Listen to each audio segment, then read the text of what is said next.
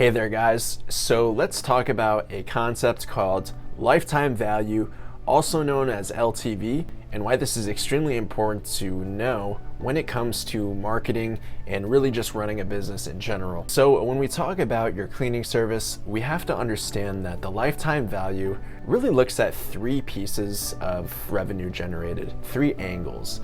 And these angles are: how much do you normally charge for your service? What's the frequency that someone uses your service?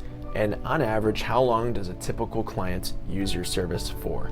So let's just plug in some simple numbers. Let's assume that you are a maid service company and that the average house in general earns you about $150 per clean. We know that bi-weekly tends to be most common, so that's 150 times 2, that's $300 that a typical client is going to earn you per month.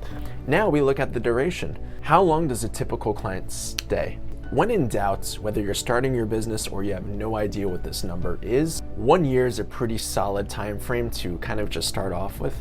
Now granted, yes, some of these people might only use your service once, maybe they use your service 3 months, maybe they use your service 6 months, and then you're gonna have other clients that maybe use your service for 7 years, 10 years, 20 years, for life.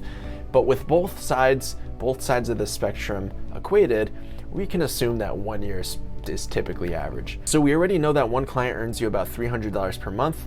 They stay with you for about 1 year. So that is $3,600 in revenue generated. Now, why is it important to talk about these numbers? Well, the reason why is because I think a lot of the times when people start promoting their business through advertising or marketing, they have unrealistic expectations of what they should be spending to acquire a new client. You have to understand that in the cleaning service space, primarily if you're like a maid service or you're doing residential like carpet cleaning, these services are low ticket, meaning it's very unlikely that you're going to show up to a client's home and expect to leave their home with more than a couple $100s generated. So by knowing these numbers and knowing that you're in it for the long haul, and also that these residential folks, they're basically gonna make you money over time, they're gonna potentially refer you to a bunch of people.